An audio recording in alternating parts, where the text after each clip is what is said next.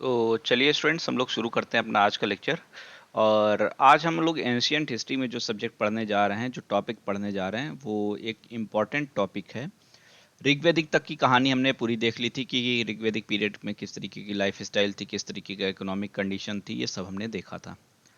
और ये भी हमने देखा था कि वैदिक पीरियड को पूरे दो टाइम ड्यूरेशन में डिवाइड करते हैं। एक हमारा क्या था, ऋग्वैदिक पीरियड, जो कि 1500 से 1000 बीसी तक का था।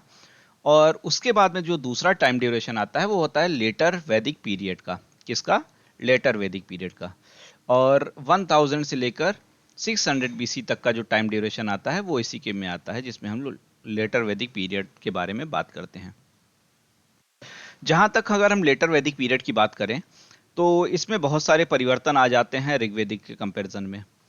सोशल लाइफ में परिवर्तन आता है, महिलाओं की स्थिति के बारे में परिवर्तन आता है, पॉलिटिकल सिचुएशन तो एकदम से ही चेंज हो जाती हैं। सभा और समितियां जैसी जो संस्थाएं हुआ करती थी, इंस्टीट्यूशन जो थी, उनका अब कोई ऑलमोस्ट अस्तित्व नहीं रह जाता। राजा का जो पोस्ट हुआ करता था, जो पहले समाज के बीच में से ही लोगों अपने बीच में से चुनते थे, वैसा भी अब नहीं रह गया था। अब कहीं ना कहीं जेनेटिक, अनुवांशिक, एक तरीके से जो एक ही कम्युनिटी को बिलोंग करने लगे थे, एक ही परिवार को बिलोंग करने लगा था राजा का पोस्ट। तो बहुत सारे परिवार इसमें परिवर्तन आ गए थे लेटर वैदिक पीरियड में। और इन सबसे ज्यादा जो परिवर्तन आया था वो आया था रिचुअल्स वगैरह में। कर्मकांड अब बहुत प्रभावी हो चुके थे। तो क्या क्या चीजें थी, कैसे कैसे हुआ, सब कुछ एक एक करके आइए जानते हैं और समझते हैं। ठीक है। सबसे पहले अगर हम बात करें तो हमको इसमें पढ़ना क्या क्या है, ये पूरी तरीके से हमको जानना होगा। सोर्सेस, सबसे मेन चीज तो यही जानना होगा कि भाई आखिर लेटर वैदिक पीरियड के बारे में हमको जानकारी कहाँ से मिलती है। उसके अलावा इनका जियोग्राफिकल एक्सपेंशन कहाँ से कहाँ तक का था, जियोग्राफिकल एक्सपेंशन कहाँ से कहाँ था, इनका सोशल रिलीजियस लाइफ कैसा था, इनका इकोनॉमिकल लाइफ कैसा था, और पॉलिटिकल चेंजेस क्या क्या आए थे। इन सारे पॉइंट्स को हम यहाँ पर डिस्कस करेंगे। और आपके एग्जाम में जो क्वेश्चंस पूछे जाते हैं, जो क्वेश्चन पुटअप होते हैं, वो यहीं से होते हैं, जिनके बारे में हमको समझना है और जानना है। तो अगर आपको थोड़ा सा भी ऋग्वैदिक पीरियड का याद होगा तो आपको याद होगा कि आर्य किस टाइप के थे। एक घुमंतु टाइप के हुआ करते थे, और एक स्थान से दूसरे स्थान तक ये घूमते जाते थे, पहुंचते जाते थे। तो एक खास बात इनकी थी कि आर्य जो होते थे ना, जब एक प्लेस से दूसरे प्लेस पे जाते थे तो पुराने वाले को छोड़कर नए वाले में के बस जाते थे। पुराना वाला क्या था, कैसे था, उनको उससे नहीं मतलब था। जो नए एरिया में जहां पहुंचे वो वहीं के होके रहते थे। ऐसा ही इस समय भी हुआ। ऋग्वेद के समय में क्या हुआ था, ऋग्वेद के समय में आपको याद होगा तो ये एक तरीके से आपका जो इंडिया का जो ऊपर वाला पोर्शन था, यहां पर ये थे। लेकिन लेटर वैदिक पीरियड में क्या हुआ कि ये यहां से आगे बढ़ते हुए और आगे बढ़ गए थे, और अब धीरे धीरे ये सेंट्रल इंडिया तक आ गए थे, मध्य इंडिया तक इनका क्षेत्र पहुंच चुका था। ठीक है। और इनके बारे में जो हमको जानकारी मिलती है, पहले ही हमने कहा है कि वैदिक पीरियड को हम के बारे में जो हमको जानकारी मिलती है वो ज़्यादातर हमको, मैक्सिमम ऑलमोस्ट हमको जो जानकारी मिल रही है वो साहित्यिक साक्ष्यों यानी कि लिटरेचर के जो प्रूफ है हमें उसी से मिलते हैं। पुरातात्विक साक्ष्य उपलब्ध हैं, लेकिन उतने ज़्यादा यहाँ पर उपलब्ध हमारे पास नहीं है। ठीक। खास बात थोड़ा सा समझिएगा। हमने बात की थी जब ऋग्वैदिक पीरियड के सोर्स की, जब हमने ऋग्वैदिक पीरियड की बात की थी तो हमने क्या कहा था। ऋग्वैदिक पीरियड की जो हमने बात की थी, हमने कहा था इसका जो मेन प्रूफ है, मेन सोर्स जो है वो है ऋग्वेद। ऋग्वेद। और ऋग्वेद की बात अगर हम करते हैं तो इस समय तक ये ऋग्वैदिक पीरियड तक में इसको लिखा नहीं गया था, रिटन कंपोजिशन इसका नहीं हुआ था। ये रचना इसकी हुई थी, क्योंकि इसका टाइम ड्यूरेशन क्या था, 1500 से 1000। ठीक है। इस समय के बीच में सिर्फ ऋग्वेद की रचना हुई थी। और चार वेद आप कौन सा जानते हैं? सामवेद, यजुर्वेद, अथर्ववेद। ये तीन एक्स्ट्रा वेद भी आप लोग जानते हैं ना। और चौथा वेद तो ऋग्वेद है ही है। तो इन चारों वेदों में से ऋग्वैदिक पीरियड में सिर्फ ये ऋग्वेद ही लिखा गया था ऋग्वैदिक पीरियड में। लिखा मतलब रचा गया था, लिखा नहीं गया था। और जब हम ऋग्वेद से लेटर वैदिक पीरियड में पहुंचते हैं, लेटर वैदिक पीरियड में पहुंचते हैं, तब 3 और नए वेदों की रचना की गई, जो कौन कौन से थे? सामवेद, यजुर्वेद और अथर्ववेद। सामवेद, यजुर्वेद, अथर्ववेद, इन तीनों की जो रचना हुई है वो लेटर वैदिक पीरियड में हुई। और ये ही मेन सोर्स हैं, किसके मेन सोर्स हैं ये? इस समय के बारे में जो भी हमको इंफॉर्मेशन मिल रही है उसके मेन सोर्स यही सब हैं। ठीक है, यही तीनों वेद हैं। अब इन तीनों वेदों की क्या खासियत है, ये सारी चीजें अभी थोड़ी देर में हम वहां तक पहुंच जाएंगे। ठीक है, अब इनको लिखा कब गया, एक थोड़ी सी बात और अगर हम करें तो जो लिखना सीखा हमने लगभग 450 बीसी के अराउंड में लिखा। तो महर्षि कृष्ण द्वैपायन के द्वारा इनका संकलन 450 बीसी के अराउंड में, 400 बीसी के अराउंड में किया गया। ठीक है, उससे पहले ये एक जनरेशन से दूसरी जनरेशन में सिर्फ सुनने की परंपरा, लिसनिंग कैपेसिटी के आधार पर ट्रांसफर होती थी। ठीक है, इसी से आप अंदाजा लगाइए कि उस समय के लोगों की मेमोरी कितनी शार्प रही होगी। ठीक है, और चूंकि ये सुनने की परंपरा पर आधारित थी, इसलिए इनको श्रुतियां भी कहा गया है। क्या कहा गया है? श्रुतियां।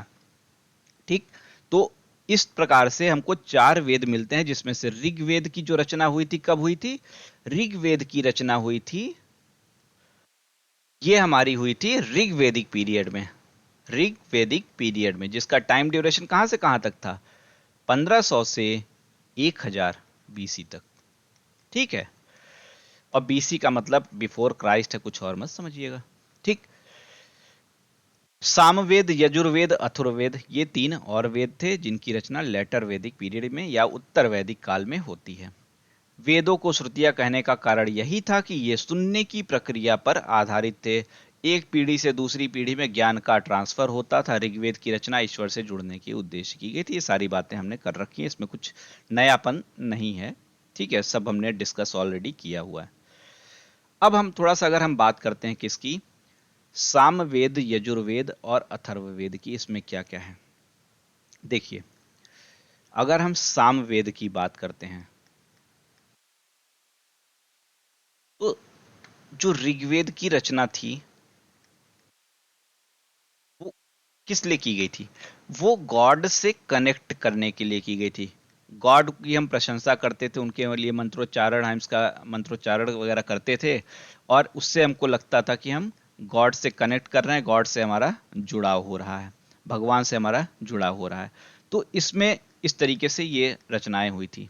ठीक है, लेकिन ये एक तरीके से गद्य रूप में हुआ करती थी। ठीक है, एक तरह प्रकार से ये गद्य रूप में, एक तरह से जैसे गद्य होता है, एक सुरबद्ध नहीं था।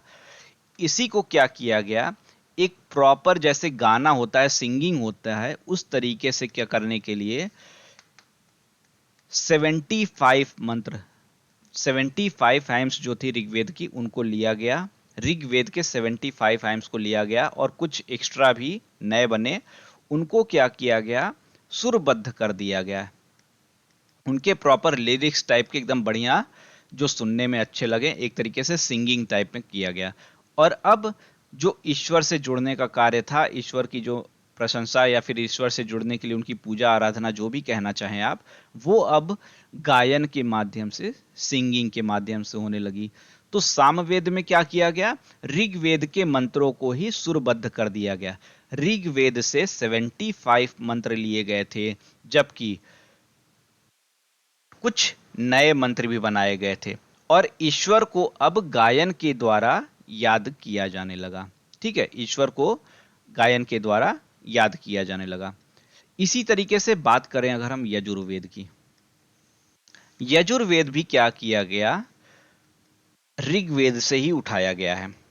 ठीक है, ऋग्वेद से ही उठाया गया इसको भी, लेकिन इसमें जो संख्या है हाइम्स मंत्रों की, ये अधिक कंपेयर में है। सामवेद में हमने सिर्फ 75 ही लिए थे, इसमें थोड़े से ज्यादा लिए हैं। और इसका सब्जेक्ट क्या है, थीम क्या है?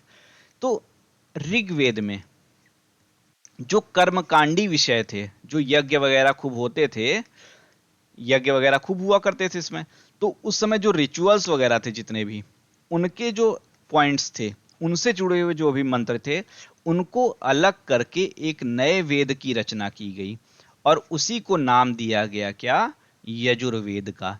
यजुर्वेद किसको कहा गया?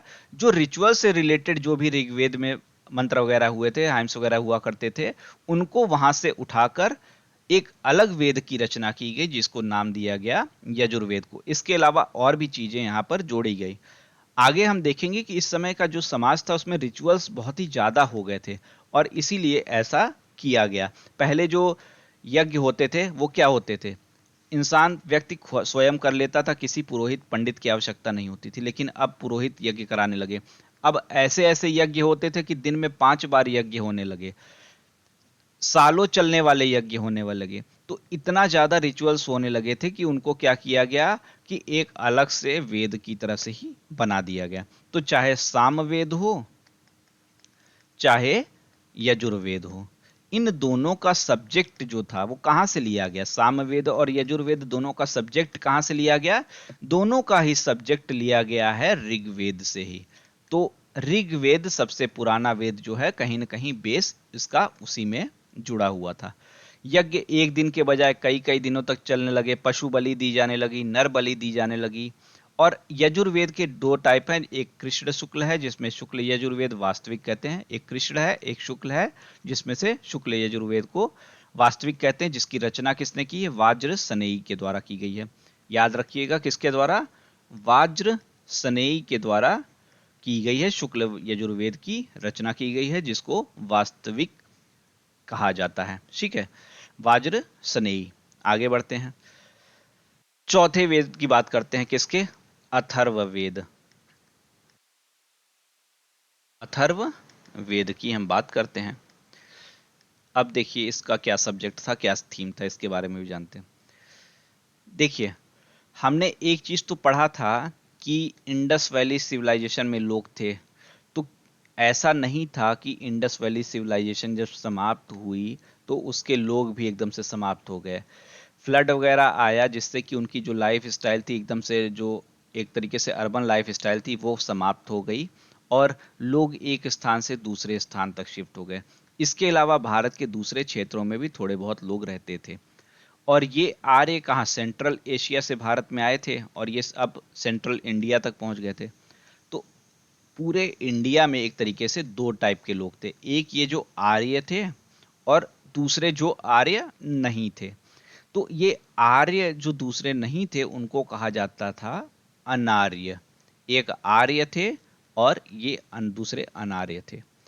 तो इन आर्यों और आर्य और अनार्यों के बीच में अक्सर युद्ध होते रहते थे, वॉर होते रहते थे। ठीक है, आर्यों और अनार्यों के बीच में अक्सर युद्ध होता रहता था। और इस युद्ध में क्या देखा जाता था कि जब आर्य युद्ध करने जाते अनार्यों से तो वो अनार्य क्या करते? मंत्रोच्चारण वगैरह कुछ करते, जादू टोना टाइप में, और उससे क्या होता कि जो आर्य थे बेहोश हो जाते। ठीक है, तो इस तरीके से होता था। तो आर्यों ने क्या किया? कुछ अनार्यों को बंदी बना लिया, कुछ अनार्यों को बंदी बना के एक तरीके से अपना दास बना लिया। और फिर उनसे ही उनकी इस विधा को, इस उनके जो गुण था उनका, कि जिस तरीके से वो जादू टोना इंद्रजाल वगैरह करते थे, उसको उन्होंने सीखा और उसको एक बुक के तरह से कंपाइल कर दिया। उसको एक बुक की तरह से कंपाइल कर दिया। और ये जो कंपाइलेशन था इसी को नाम दिया गया क्या? अथर्ववेद का। इसी को नाम दिया गया अथर्ववेद का, जिसका सब्जेक्ट क्या था? इंद्रजाल, जादू टोना इत्यादि। लेकिन अब जादू टोना इंद्रजाल वगैरह को बहुत अच्छा नहीं माना जाता, तो बाद में इसमें कुछ और विषयों के मंत्र वगैरह भी जोड़े गए, जैसे चिकित्सा से लड़ने के लिए, मतलब मेडिसिन रिलेटेड कुछ जोड़ दिया गया। टिड्डी वगैरह जो आते थे फसल वगैरह को नुकसान करते थे, उनको भगाने के लिए कुछ होता था। तो इस तरीके के मंत्र वगैरह को जो भी इसमें ऐड कर दिया गया। और मेन लेकिन अथर्ववेद का जो कॉन्सेप्ट था, ये जादू टोना इंद्रजाल ये सब पॉइंट्स थे। तो चार वेद क्या क्या थे? ऋग्वेद,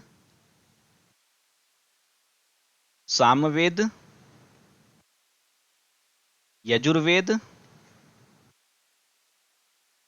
और अथर्ववेद।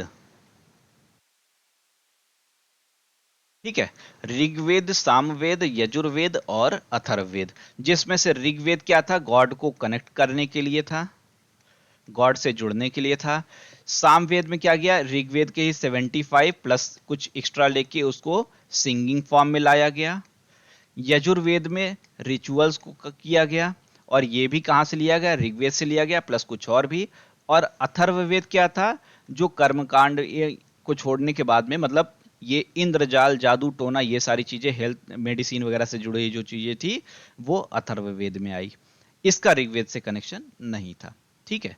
तो इस तरीके से ये चार वेद थे, ये चार वेदों का सब्जेक्ट था, ये चार वेदों का सब्जेक्ट था। अब एक बात और देखिए, ऋग वेद, सामवेद, यजुर्वेद और अथर्ववेद, इन चारों में अगर आप कंपेयर करें तो ये ऋग्वेद, सामवेद, यजुर्वेद, कहीं ना कहीं इनमें सिमिलरिटी है, कहीं ना कहीं इनमें सिमिलरिटी है, लेकिन ये अथर्ववेद जो है ये बिल्कुल अपने आप में अलग है। तो कुछ स्कॉलर जो ऐसे हुए जो कहते हैं कि भाई ये वेद नहीं है। ठीक है, लेकिन ऐसा जनरली माना नहीं जाता है, चारों वेद मान्यता है, लेकिन इन तीनों को एक नाम दे दिया जाता है, वेद त्रयी। ठीक है, वेद त्रयी का। तो कई बार पूछा जाता है कि कौन वेद त्रयी का भाग नहीं है, तो अथर्व वेद जो है हमारा, उसको इसका पार्ट नहीं माना जाता, क्योंकि इसका सब्जेक्ट थोड़ा सा हटके है। इसका सब्जेक्ट थोड़ा सा हटके होने के कारण इसको एकदम से उसका पार्ट नहीं माना जाता। चिकित्सा, टिड्डियों को भगाने जैसे संबंधित विषय जोड़े गए। और चूंकि अथर्ववेद की प्रवृत्ति अलग प्रकार की है, कुछ लोग इसे वेद त्रयी का भाग नहीं मानते हैं। ऋग्वेद, सामवेद, यजुर्वेद को इसमें कहा जाता है। इन वेदों की रचना 1000 से 600 बीसी के बीच हुई, और लगभग 200 वर्षों के बाद में इनका संकलन किया गया। इसके बाद में वेदों के अलावा इस समय कुछ और भी लिटरेचर आए, जैसे उपनिषद। ठीक है, उपनिषद बहुत ही इंपॉर्टेंट थे, वेदांत भी नाम दिया गया। ठीक है, ये सब क्या थे, इनको हम अपने नेक्स्ट लेक्चर में करेंगे। क्यों, क्योंकि अभी हमने जो चारों वेदों से जुड़ा है उसमें अगर हम इसको तुरंत करना शुरू कर देंगे तो कहीं ना कहीं थोड़ा सा कंफ्यूजन हो जाएगा। क्यों, क्योंकि वेदों वेदों को ही एक तरीके से चैलेंज करते हुए इन उपनिषदों और अरण्यक और ब्राह्मण का निर्माण किया गया या रचना की गई। ठीक है, अब क्या चैलेंजेस थे, क्यों इन वेदों की चैलेंज किया गया, क्या ये उपनिषद हैं, अरण्यक है, ब्राह्मण है, इनको हमको अगर करना है तो हमको बिल्कुल सेपरेट स्टार्ट करना पड़ेगा। इसीलिए हम इसको यहीं पर रोकते हैं। चारों वेदों के रिवाइज करिएगा, इनके सब्जेक्ट के, इनके थीम अक्सर एग्जाम में पूछे जाते हैं। ठीक है, तो नेक्स्ट क्लास जो हम करेंगे उसमें जानेंगे कि उपनिषद, अरण्यक, ब्राह्मण क्यों रचे गए, इनके थीम क्या है, इनके सब्जेक्ट क्या हैं, और किस तरीके से इनके कारण समाज में एकदम तेजी से बदलाव आता गया, और क्या कमियां थी इन वेदों को, या वास्तविकता में इन वेदों में कमियां थी, या लोगों ने ऐसा प्रदर्शित करना शुरू कर दिया कि इन वेदों में कमियां हैं। इन सब चीजों को हम अपने नेक्स्ट क्लास में देखेंगे। ठीक है।